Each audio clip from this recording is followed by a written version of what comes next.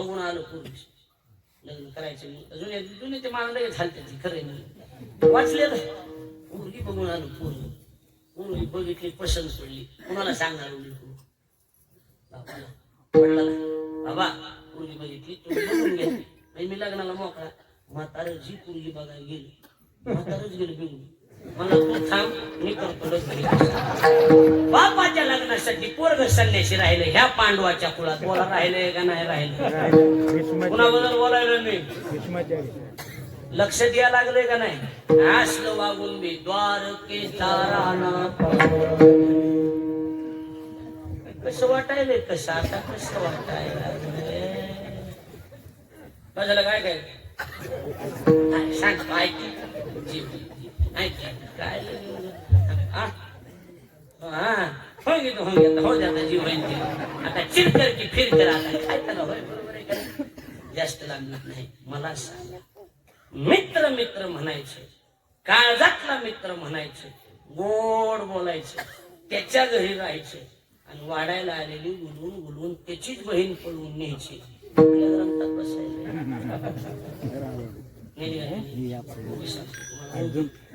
त्वा संन्यासी हो निझनी बोगस म्हणला मी नाही चोरोनी नेली माझी भगिनी माझ्या घरी राहिला असेल माझी बहीण पळून नेली सोय आता जन बहीण पळून नेली ते जर तुम्हाला सायना केव्हा दिसला तुम्ही त्याला चहा पाजणार का या दाजी या म्हणणार का हे ना आमची इज्जत घालली म्हणून दगड घेऊन माणूस मागं पळत नाही पण मग आता कृष्णाची बहीण पळवून नेली का नाही नेली कुणी अर्जुनानं पांडवात पैकीच होता की मग बहीण पळवून नेली तरी बी द्वारकेचा राणा काही असतं ना त्याला लिमिट ज्यानं बहीण पळवून नेली अहो त्याच्या गाडीवर ड्रायव्हर राहिला हो अर्जुनाच्या रथी होया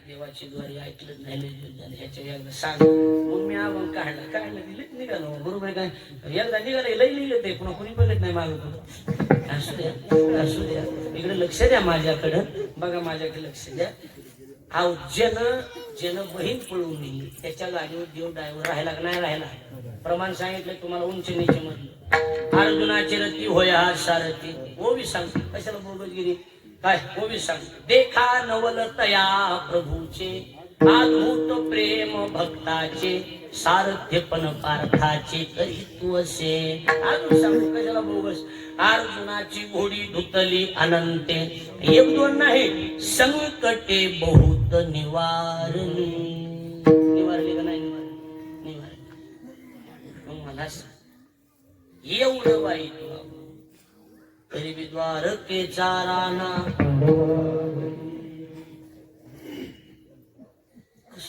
कसं असतंय ज्ञानोबा राहायला सांगायचं ते संबंध मोठ्याचं नाव मध्ये घातलं की संबंध दाखवते ज्ञानदेव म्हणे पण एकटा ज्ञानदेव चकली नवे न म्हणे व्यासाची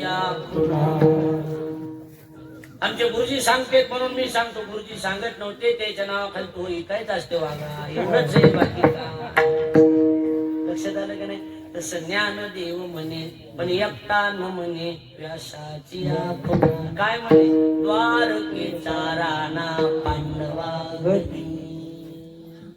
जास्त बसतच नाही कळसाच बोलून जातो आता हे खंडन मंडन म्हणते मांडलं हो पण ह्याचं खंडन करा ना खंडन करणं महत्वाचं आहे ना नुसतं मांडून काय उपयोग बरोबर आहे का खंडन करा ना या गोष्टीचं का बाबा देवानं असं केलं का देवाने एवढंच वक्तृत्वामध्ये ही महत्वाचं असतं वेदशास्त्र जे शिकले त्याला खंडन मंडन म्हणते तुमचा विषय तुम्ही मांडायचा पण मांडल्याच्या नंतर त्याचं तुम्हाला काय करता आलं पाहिजे एखाद्याने अपील केलं तर खंडन करता आलं पाहिजे हे आशय म्हणून आशय मोठ कुणी दाखविलं नाही पाहिजे मग आता असलं देवानं का सहन केलं पांडवांचं त्याचं उत्तर एकच आहे पांडव कसे बी वागले परी त्या देवाशी आठवी भजन सोडलं नाही परी त्या देवाशी आठवी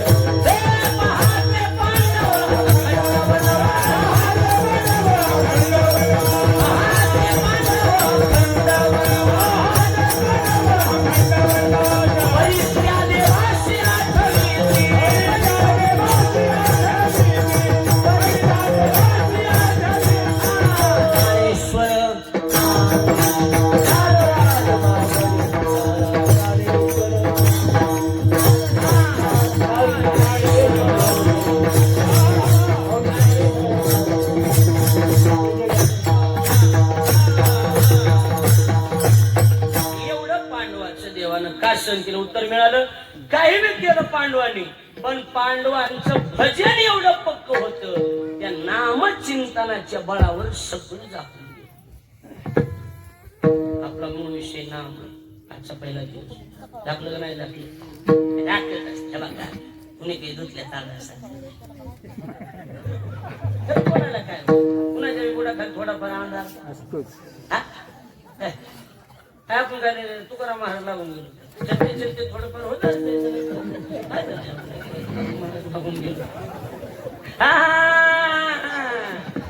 तसंच तसंच होत ते. आलं का नाही लक्षात.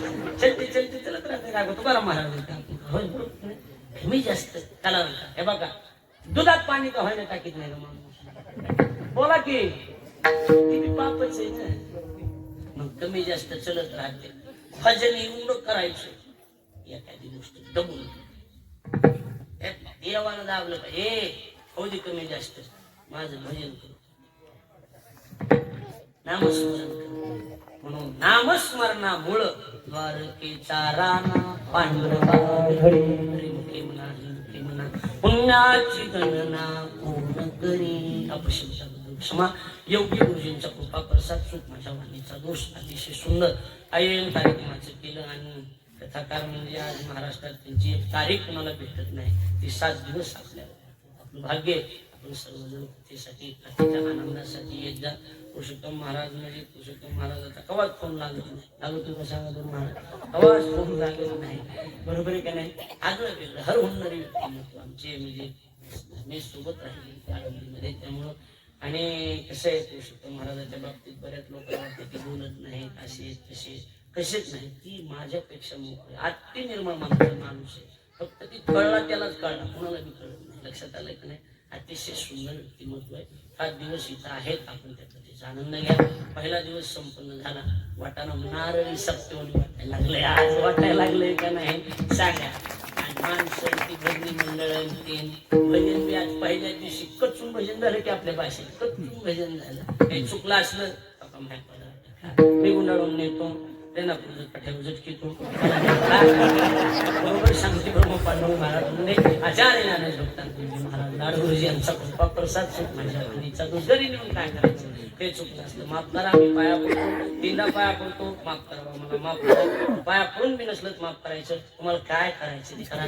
काय बांधाला बांध थोडासा आपला बरोबर आहे का नाही महाराज. तुम्ही जास्त झाला असेल तर क्षमा असावी. आपल्या सर्वांचे विनम्र भावाने अभिवादन संस्कार करून सेवेचं निमंत्रण मला मिळालं आणि त्या निमंत्रणावर येऊन सेवा या ठिकाणी संपन्न केली. 5 मिनिटं अर्धा तास याला उशीर झाला त्याबद्दल क्षमा असावी. बरेच मंडळी आलेत आमच्या प्रेमाची सगळीच मंडळी. पूजाताई आल्यात आमची बहीण आहे. कीर्तनकार आहेत पूजाताईला आणि ती या ठिकाणी आली. कीर्तनकार आहे कथाकार आहे आणि आपण सगळेजण आलात. आपल्या सगळ्यांना मनापासून धन्यवाद देतो. माझ्या वाणीला या ठिकाणी पूर्ण विराम काही चुकलं क्षमा करा. एवढंच बोलतो. आणि कसं असतं की कमी जास्त होतच असते. बरोबर आहे का नाही. त्यामुळे कमी जास्त चलत राहत असते.